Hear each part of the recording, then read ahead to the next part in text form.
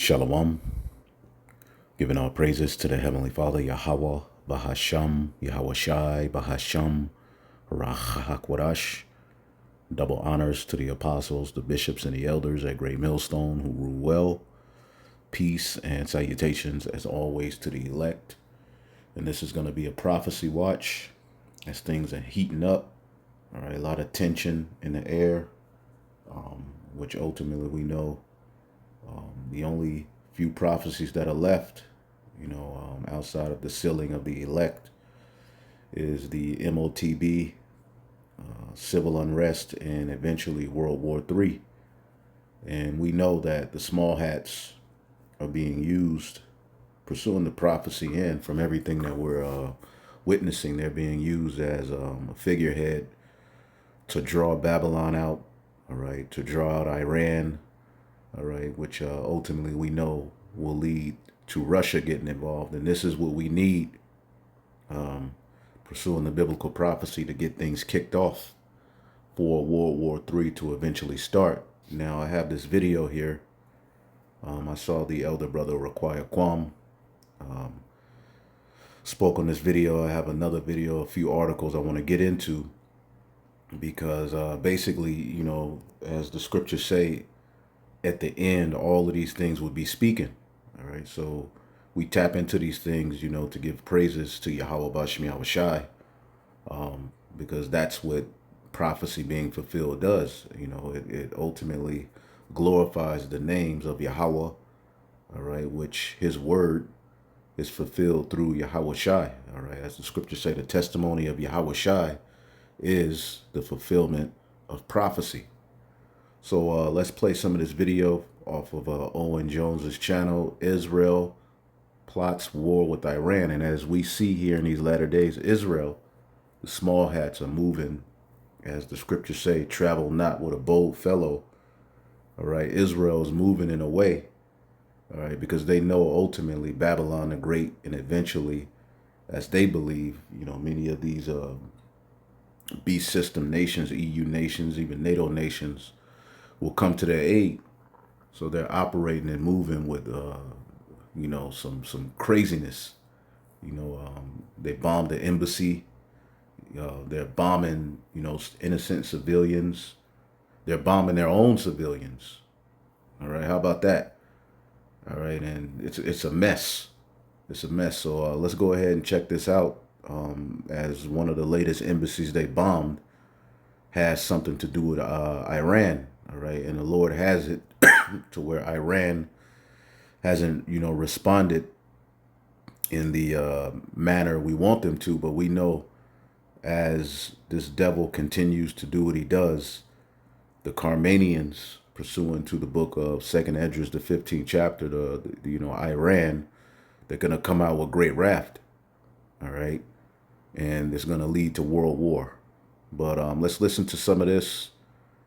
Get some scriptures, and hopefully you brothers and sisters are edified. Of some form of armed confrontation between Israel and Iran, and possibly the US, therefore, and Iran.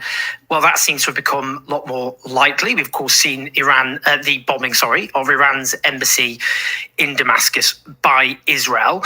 What does it all mean? Is a regional conflagration more likely? Well, we've got no better person to speak to you, frankly, than the brilliant Trita Parsi, who is an American-Iranian commentator, the co-founder and executive vice president of the Quincy Institute for Responsible Statecraft, and an author of 3 books, I believe, on the question of Iran and the US and general relations. Trita, it's a great pleasure to see you. How you doing? Pleasure's all mine. Thank you so much for having me. So let's just get straight into it. Is an armed confrontation with Iran inevitable, given, as we saw, for example, the strike on the embassy in Damascus by Israel? It is certainly not inevitable, but it is unfortunately increasingly likely. There definitely are ways to prevent a further escalation. And many of those cards are in the hands of Biden, but we have seen that Biden has not been prioritizing de-escalation for the last 6 months. And the last signals coming out of the White House suggest that he's not looking, or is actually not serious about de-escalation this time around either. But inevitability, I would absolutely not say. If you just take a look at what's been going on for the last few years, the Israelis have hit Iran numerous times, and the Iranians have actually not responded. partly because they're playing the long game. They know that they're in a weaker position right now, and they are in a confrontation with Israel, but it is not in their interest to actually have a confrontation right now. It is in the interest, at least as Netanyahu defines itself, for Israel to have it, for Israel to expand the war, to prolong the war. And this is a key problem in Biden's approach. He has linked his policy, it's as if he hitched himself to what Netanyahu does. But Netanyahu, as you heard him, American policy is linked, all right, to pretty much what's going on in Israel. So as Israel continues to be the aggressor with this situation in with Iran, as they've always been,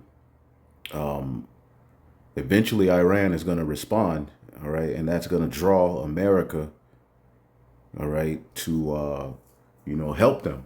And they're going to call the EU nations and NATO to ultimately jump on board as well. But this is where it's all going to go wrong for this devil, because along with Iran, you're going to have Russia as well in various different countries. But let's keep listening. Not looking to end this conflict. He's not looking even to get the hostages released. Just see what he did yesterday with the assassination of the children and grandchildren of one of the Hamas officials. That's not something you do when you actually want to advance a deal that gets the hostages released. Yet Biden has hitched his policy to Netanyahu, even though they have very different interests. I mean, so about look of it and think this is kind of wacky behavior by the Israeli state, in that there's been 6 months now of this murderous onslaught against Gaza. But I mean, that's been a strategic defeat for Israel in lots of ways. Public opinion is drastically shifting against them in the states that they need support from, armed support, diplomatic and political support from. And they haven't actually defeated Hamas, which after 6 months of dropping the equivalent of several nuclear bombs on an area the size of East London. So why, a lot of people go, well, why would they want to expand that into a regional war? Or is it because of the strategic defeat that they seem to be suffering? I think you put your finger right at the end. It's the danger of them losing in Gaza that increases the likelihood of them trying to expand the war in order to be able to get some sort of a turn of events that can turn this into a strategic win. But we also have to remember two other factors. Netanyahu in particular, but also other Israeli leaders, have been looking for a fight with Iran for the last 20 plus years, and they've been pushing American presidents to go to war with Iran. And all of them, even the most hawkish ones, have pushed back. But now, with Biden's deference, unprecedented deference to Netanyahu, Netanyahu may find himself having the best opportunity yet to be able to go forward with his long-standing objective, and maybe taking that opportunity as a result. Secondly, we also again have to remember, Netanyahu knows very well, the minute this war ends, his political career ends as well, and most likely his prison sentence begins. Right, because the people in Israel, they're tired of Netanyahu. All right, they want him out. They're protesting him. All right, he has a bad name amongst his people over there. All right, and what prophecy said that the prime minister, once the true Israelites return to their native land, the prime minister will be a warmonger. First of all, there is no such thing as a prime minister in the Holy Scriptures, because the whole infrastructure of the state of Israel and the Zionist movement is not predicated upon biblical principles in the sense of the throne of David, all right, or the Israelites, the law, statutes, and commandments. It's just an extension of the beast. And that's all that they're doing over there right now, is forwarding, colonization, ethnically cleansing the Palestinians out of the land, and just doing what they're known to do, even killing their own people. All right. It's just a bloodbath. And here it is. You have Biden, calling on them to chill out. All right. But at the same time, they're sending them aid. There was another article that I saw as well. See if I can pull it up. I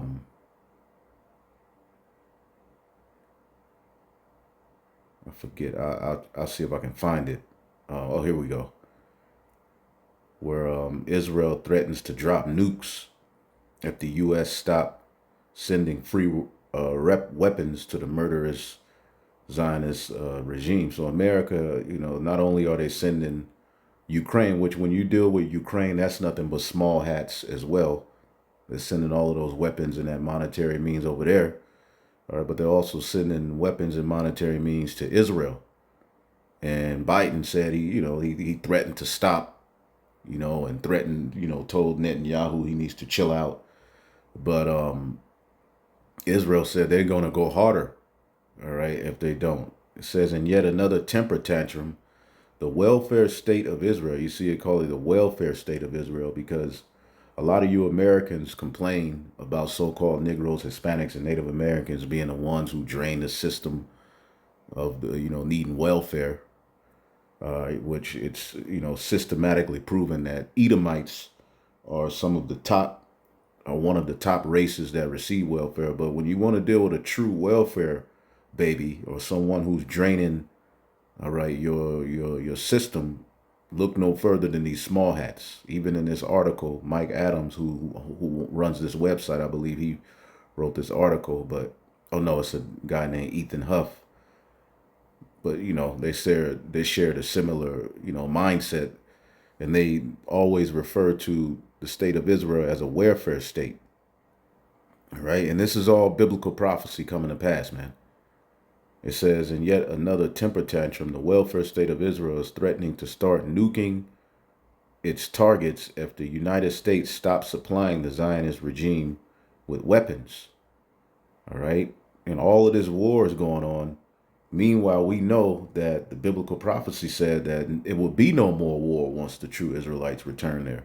But there would be war before they return there. Once we got there to that land, there would be no more wars in the planet Earth. But before that, all right, the scriptures talks about, all right, world wars taking place. As a matter of fact, Ezekiel 38 and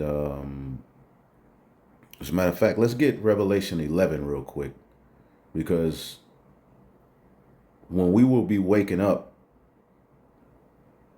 out of that dead state, Revelation 11 and 11, after 3 days and a half, the spirit of life from the Most High entered into them. All right. And the next place we go is coming up hither, being beamed up into the chariots. We know that's the next step. And there's a lot of things that have to take place in between the time of us waking up and us being delivered. But as you can see in verse 13, while we're being delivered up to the chariots, it says, and there was and in the same hour there was a great earthquake, and a tenth part of the city fell. The tenth part of the city being Babylon the Great. When you look at the zip code, it goes from 0 to 9. This is the 10th part of the city, and I believe there's 10 FEMA regions. As well, if you could look that up. But the 10th part of the city represents Babylon the Great, and the great earthquake is going to be when the missiles are shot, as it says in the book of Isaiah 24. Let's get that real quick. Isaiah 24 and 19, the earth is utterly broken down, the earth is clean dissolved, and is moved exceedingly. And this is happening to take down the rulers of the earth, to take down the rulers who are destroying the earth through their policies and through their, reluctancy to follow the law, statutes, and commandments of the Heavenly Father. As the scriptures say, they hate instruction. So this chapter deals with the earth being defiled, because they're not keeping the laws. And the answer is going to be, all right, the earth being utterly dissolved, all right, the being exceedingly moved. It says the whole earth shall reel to and fro like a drunkard, all right, and be removed like a cottage, and the transgression shall be heavy upon it, and it shall fall and not rise again. And this is speaking of Babylon the Great's destruction is going to have the whole earth moved. As a matter of fact, Jeremiah, the 51st chapter, and the last verse says what? As a matter of fact, it's Jeremiah 50. Jeremiah, the 50th chapter, and the last verse, I believe. Yep. At the noise, Jeremiah 50 and 46, at the noise of the taking of Babylon, the earth is moved, and the cry is heard among the nations. So the destruction of Babylon is going to lead to the whole entire planet Earth reeling to and fro. And it's going to take 1 hour to destroy this place. But all of the things we see happening are leading up to that point. All right.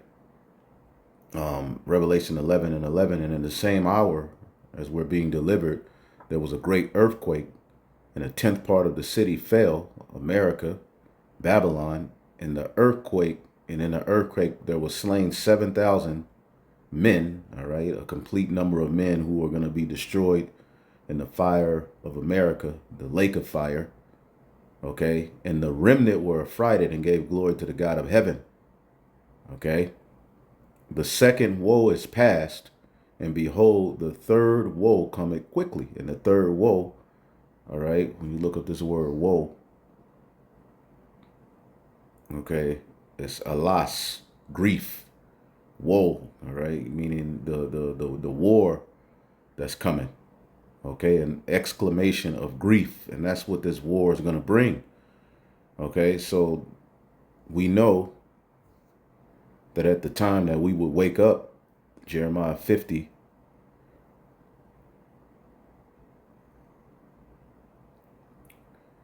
Jeremiah 50 and 3, for out of the north there cometh up a nation against her, all right, which is Russia, which shall make her land desolate, and none shall dwell therein, and they shall remove and shall depart, both man and beast. This is what's coming to Babylon the Great.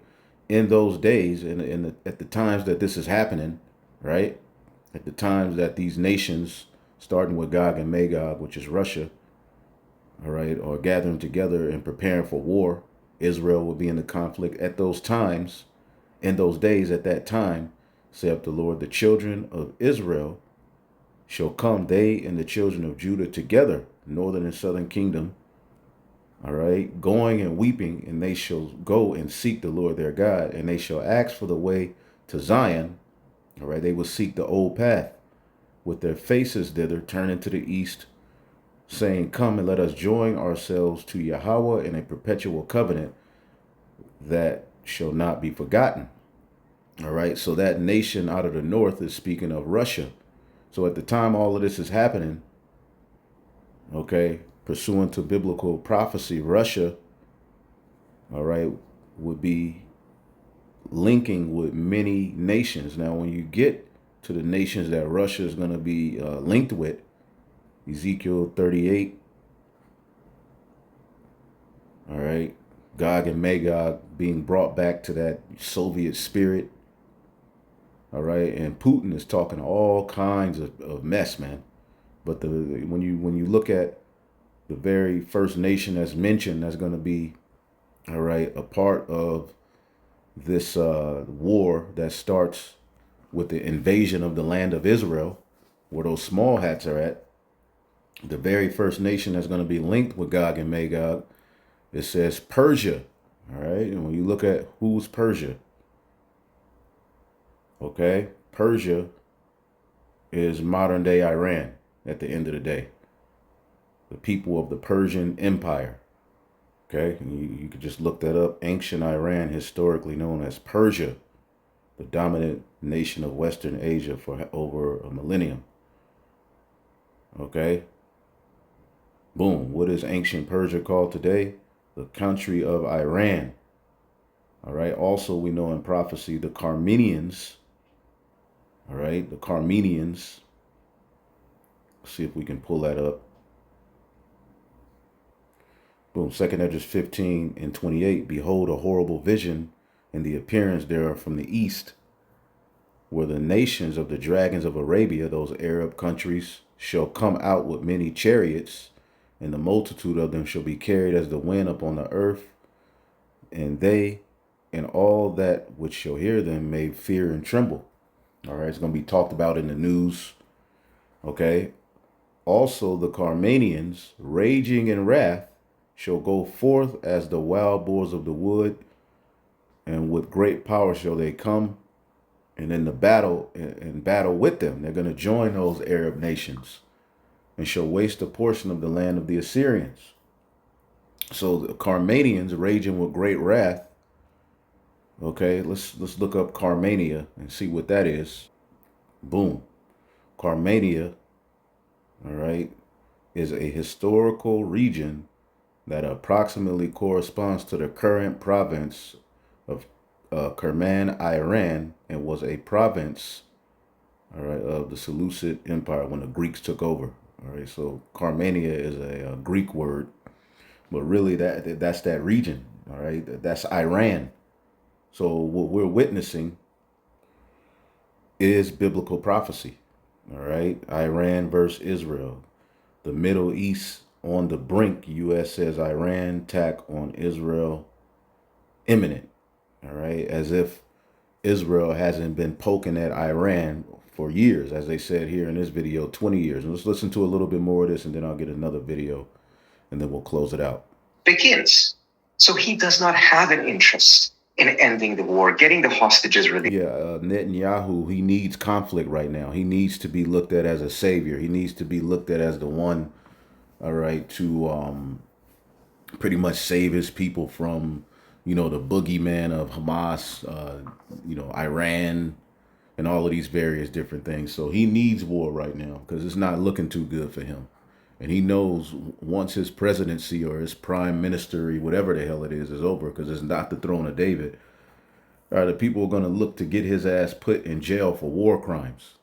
All right. So again, as these Edomites always do, all right, when they look bad, all right, and the end of their presidency is coming up, all right, they start wars, and eventually, to take the focus off of the horrible job they've done, they then have the ability to become a savior. These devils are crazy, man. All right, and in the meantime, everybody's dying. Okay, it's a bloodbath, man. Complete madness. They need to be taken out of power ASAP. And this is what the true Israelites being placed in that land, all right, will bring is peace to the earth. So don't take it from me. Take it from the Israelis inside of Israel that are on TV every day making this point. The families of the hostages, who at this point have been completely fed up for the last 2 months, they've been very clear in their commentary that the current government of Israel is by no means, by no stretch of the imagination, prioritizing the release of the hostages. Yet Biden is following Netanyahu's lead on this, as if Netanyahu's objective is to get the hostages released, as if Netanyahu's objective is to end the war, not prolong it, not enlarge it. Is a calculation that, look, we've seen obviously 6 months of often hot air from Joe Biden, hand-wringing whilst continuing to arm Israel, provide diplomatic support for Israel. But, I mean, that's flagging compared to where it was. Obviously, the US is still facilitating this absolute horror show, but public opinion's drastically shifted. I mean, a new YouGov poll suggests that more Americans than not think genocide is taking place in Gaza. And that's a huge majority amongst voters, Biden's own voters. So now Biden's going to a presidential election with a large majority of his own voters thinking he's facilitating a genocide, which is not good. So, I mean, that he's started to use tiny bits of leverage. That's clear. Is this way, if you start a war with Iran, is that a way of just getting the US back in line? Then the US all of a sudden just swings back in support and drops any reluctance? I think we may already have seen at least the foreshadowing of that, because Biden came out yesterday and said that the United States will support Israel completely, ironclad support, if there's a confrontation with Iran. Now, that is the traditional American position, but here's a very important thing that has changed that Biden doesn't seem to take into account. Biden managed to get an uneasy truce with Iran and Iranian-supported militias in Iraq and Syria, in which the Iranians put pressure on these militias not to attack American bases and troops any further. And for about 7 weeks now, we've had no such attacks. And this happened, of course, after they killed 3 American soldiers and Biden took military action against them. So it was an uneasy truce. It would never have lasted for a very long time. At some point, it would start again because these militias wanted to go after American troops and the Iranians held them back. And then Israel goes and violates international law, the Vienna Convention, and bombs the Iranian consulate in Syria, expecting what to happen? Obviously, it would be an escalation. Obviously, one of the most likely things that would happen is that the truce that kept American troops in the region safe would end. And this is now happening. Biden knows this. But instead of putting some pressure on Israel for having put American troops at risk, he goes back and says ironclad support. We're seeing a repeat of that bear hug from October 8th. The bear hug that. So there you go. America is going to support Israel against Iran. Okay, so again, this could very well be the beginning of the war that's going to get Israel, all right, decimated, but it's going to lead to World War III, all right, because this war is not going to be World War III itself once, you know, Iran is attacked by Israel, but it will lead directly to what we need, and it's a big fulfillment of biblical prophecy, and we know Russia is going to be linked with Iran amongst all of those various different nations, and a lot of the EU, NATO nations are even going to be fed up, all right, with the whore in Israel. It's pimp, the pimp and its whore. They're going to be fed up, and it's not going to go good for these people. So another video, you could check out the rest of that one. It's real good, some good information. Another video I wanted to bring up real quick. As you can see, it's 1144-144. Call hello, Yahabashim Yashai. Full spectrum survival. Nationwide warning, everyone get food and water. Which all of his titles are like that. A lot of these Edomites, you know, their titles are clickbait, but they bring out some decent information. Let's check this out.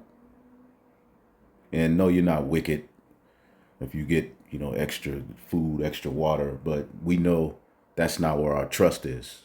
All right. We trusting in being delivered, and we understand even those extras we have, we can be separated from those things when this thing goes down. All right. So our hope and trust is in Yahweh Bashmiel Shai getting us the hell up out of here. We're not bugging out, you know, trying to, you know, be preppers. All right. But it's, you know, if you know that a famine is coming and you can get a little extra food or water for you, yourself, your family, or whatever, there's nothing wrong with that. Iran has sent an official letter to the United States of America saying that if the USA stands by their resolve to back the country of Israel, then Iran will see the United States of America as an enemy target and it will act accordingly. This shows you that America is weakened. Never in history do you a letter. They're sending a letter to America, letting them know what they're going to do. This is how you know they look at America as a joke. But thank you, President Biden, for that. Now, this is as we have information coming out of intelligence agencies saying that if Iran doesn't already have a nuclear weapon, then they are literally days away from making one. Now, I see that as a lot of mainstream media fear-mongering. They're probably trying to get the public involved in this so that they say, you know what, it's just time for Israel to take them out or the United States of America to take them out.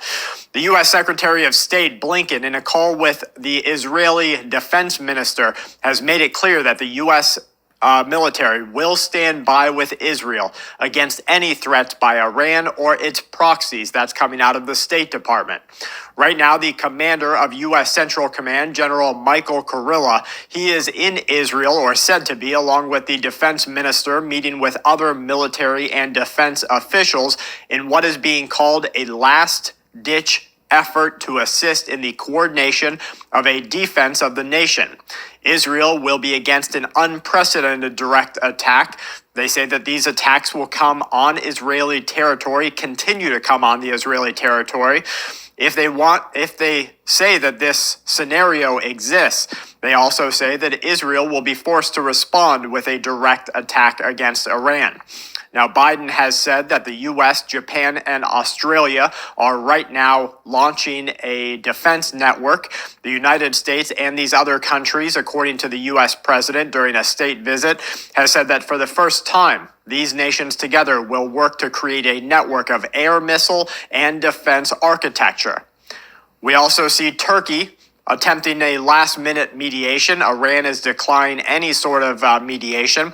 Kim Jong-un has said that, and this is the North Korean. And Turkey is eventually going to side with Russia and Iran. All right. Especially because, you know, they're going to be on the side of their Muslim brothers. All right. You just wait.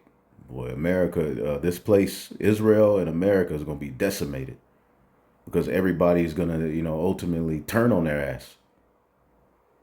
All right. They have very, very few allies at this point. And the allies they do have are, you know, you know, iffy. Leader. Now, you know how if you're a low-level guy at a meeting, you sometimes get information that the company, because you're listening to company executives, they wouldn't otherwise tell. Check out this comment. Is there anything we can do, all right, not to go into war? I feel so helpless. I know where I'm going when I die, but my heart breaks for my children and my grandchildren. Well, there's nothing you can do to stop the war. This is all biblical. This is all biblical prophecy coming to pass. All right. The scriptures say in the book of Joel, wake up the mighty men, prepare for war. And this is what the energy in the planet Earth is because of prophecy. It's nothing you can do. You about. That's what I see happening right now with the North Korean leader. He's out here saying now is the time to be more prepared for war than ever before in the history of the world. So he's probably hearing what's going on between Russia, Vladimir Putin, between China and the president of that country. He's probably hearing their plans, hearing a little bit of their fallout plans, what's going to happen if the missiles fly, if nuclear or biological war happens. And he's out here telling his press that, look, you need to be prepared right now more than you ever have been before. So maybe he has access or privy to some information that others don't have. Don't forget that Iran now has a supply, according to the CIA and other intelligence agencies, of highly enriched uranium. This will be converted into weapons-grade fuel. This will fuel at least 3 bombs. This will happen in a time range of days to weeks. So all of these nations are gathering, all right, their military for war, okay? And this is what the scriptures foretold. Joel, the 2nd chapter. Joel 3. Yes, Joel, the 3rd chapter. And 9. Proclaim ye this among the Gentiles. Prepare war, wake up the mighty men. Let all of the men draw near, let them come up. Beat your plowshares into swords, and your pruning hooks into spears. Let the weak say I'm strong. All of these different nations who were bucking up against Babylon, for periods they were known as weak nations, but now they're strong, and a lot of them are linking with Russia. Assemble yourselves and come, all ye heathen, and gather yourselves thither together round about. Thither cause thy mighty ones to come down. Let the heathen be wakened, and the heathen are being wakened. Listening to what he's saying. Of current and former officials saying that if Israel or if the United States of America is going to make an attack, they have to do it right now. Again, I think that's more scaremongering. I think that they're kind of out there doom and glooming this, and they're saying you need to act right now so that the public say, if we don't want Iran to do this, shaking in our boots here, knees clapping together, then we need to make sure that we attack. A mural in Iran's capital. Don't get me wrong, guys. Iran, they do want to take out some Americos. They do want to take out some Israelis. We have a mural here in the Iranian capital and an image in Hebrew that says, have you stored enough food and supplies? Speaking to Israel, revenge is near. Economic warning bells are going off. We have major players out here saying that a long predicted storm is on the horizon, and these clouds in the economy are finally beginning to form. Inflation is on an upward trajectory, which they all said it would never happen again. According to the latest CPI, or Consumer Price Index, isn't it funny how they're out here saying that your inflation is only 3% McDonald's up 100%. Your car note is up, your electricity is up, your grocery bill's up 40%, your insurance just doubled 100%. Absolutely. Everything's going up, right? But they fudge these numbers and they lie to you and they slap you and tell you better believe our numbers to make you think it's only 3%. That's actually so that the ignoramies out here, the people at your workplace, maybe family members, maybe just people you know, when you tell them how bad inflation is, they say, no, it's only 3%. It's so that those people, the real dumb-dards, they're out there saying, you know what, it's really not that bad. Because they will be the servants with the chokers on, the handcuffs on, until the day that they die, working every ounce of blood out of the... And this is why the scriptures say to rise and get ye up to that wealthy nation. Jeremiah 49:31. Arise, get you up to that wealthy nation that dwelleth without care, which saith the Lord, which have neither gates nor bars, which dwelleth alone. And this is these nations are getting ready to come up against this place, Babylon the Great, and it's deserving when you look at how stupid the people are. Okay, so there's a lot happening. Let's see here. Yeah, as you can see, Israel is threatening to push more nukes. They want, more Babylonian support. Let's see here. European Union. Yep. See here. European Union's only nuclear power navy is preparing for war. The EU, which is the beast, its only nuclear powered navy is getting ready for war as concerns grow that combat is becoming increasingly likely. All right. According to a report, global tensions have escalated in recent months as the Russia-Ukraine war rages in Eastern Europe conflict in Middle East, including the Israel-Hamas war. All right. So the least of the flock, those small hats are, because that's who's in Ukraine. All right. And then that Israel-Hamas thing where we've been reading about, talking about, it's them. At the end of the day, the least of the flock are drawing these nations out for war, as the scripture said that they would. And attacks against the Red Sea shipping have sparked concerns about a potential for a wider conflict involving the West, and Babylon's hands are in all of it. Okay? It says, French commander told Politico Europe in an interview published on Wednesday that the country's navy is shifting its focus towards high-intensity warfare. So prepare war, as the scripture said. Naval combat is becoming increasingly likely, he said. We're moving from a world where we were pretty free to do as we please to one where we feel threatened on a more regular basis. We now train for other missions, and particularly what we call high-intensity warfare. Okay? France is not the only European member nation that has nuclear submarines in its navy arsenal. In fact, only a handful of countries across the globe, including the US, Russia, China, and UK, India, have them. All right? So EU should send more troops to Ukraine while NATO stalls. Europe giving ominous war warning. Russia neighbors deal with blows to Putin with Western pivot. So it's a lot going on, man. Putin, there's this article I saw. Putin compares himself to Jesus as he faces off against the satanic West. Oh, man. So Russian President Vladimir Putin has drawn parallels between himself and Jesus Christ. And remember, the Lord is against Russia. It says that in Ezekiel 30. He's against these devils, but at the same time, they are being used for a great agenda against the West. All right. As he continues to battle what he describes the satanic values of the West. During a video call to open several youth centers near Moscow, Putin used various biblical references and an increasing trend of using religion to justify his severe campaign in Ukraine.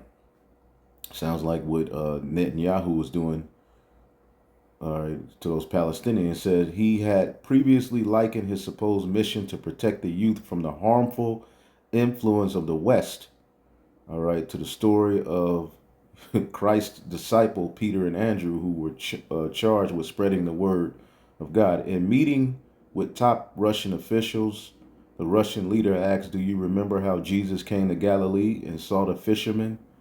Yada, yada, yada. One was fixing his yet. But now, this was a very important time when world religions were developing, but it is no less current now when we must defend our traditional values, our culture, our traditions, and our history. He stated, adding, "This is a very important for the future." Putin has insisted his stance about pushing a purely Christian agenda, pointing out Russia's respect for its traditional religions, which include Islam, Judaism, and Buddhism. With around 70% of Russians identifying as Christian, Putin has been playing religious angles, frequently using biblical references. All right, and what he's doing is he's coming against the West. Okay, he's coming against the West. And you know the people of the West are going to defend the West, but this goes into that prophecy that this devil has become small among the heathen. Obadiah 2:1 and 2, it says, "I have made thee small among the heathen, thou art greatly despised." All right, and this is speaking to Esau, Edom, specifically here in the West. All right, they've become small among the heathen. All of the nations are looking to the West as the problem, as absolutely wicked, as you know, they're just destructive, and they're mocking the culture and keeping their children away from the American culture. The pride of the heart have deceived thee. So you devils have been deceived, okay, over here in the West. But Putin is leading the way, all right, and turning an evil eye towards you bastards, man. Okay. Meanwhile, okay, Biden is very proud of expanding NATO to Russia's borders, which is going to lead to what? War. The U.S. leader believes it will be a disaster if the bloc were broken up. The U.S. President Joe Biden has hailed NATO's further expansion towards Russia borders while accusing Republican viral Donald Trump of undermining the unity. Well, they know if they, push, and the agreement was that NATO wouldn't push closer to Russia, but with the talks of adding Ukraine, that's only going to lead to more friction and tension, which is going to lead to war. Russia has for years voiced concerns about NATO's creeping encroachment, viewing its policies as an existent threat. All right. And Biden, he's all for it. Okay. He's all for it, man. So, hey, it's going down. All right. It's going down. So, let's see. Is there any other thing? Putin, Jesus, EU. See here. The British calls UK citizens in Israel to leave immediately. Israel is about to lose a significant portion of their population. So war is in the air, man. So I just wanted to touch on those few things. Hey, man, the spirit has a lot happening in these times. A lot of death as well, man. A lot of people just dropping dead. Let's see what this says. China ditches U.S. farmers for Brazilian ones in protest of land ownership rules. So it's just nothing but friction and hell. All right, and great war being prepared in the planet Earth. And hopefully this is it, man. So hopefully y'all edified. On to the next. Shalom.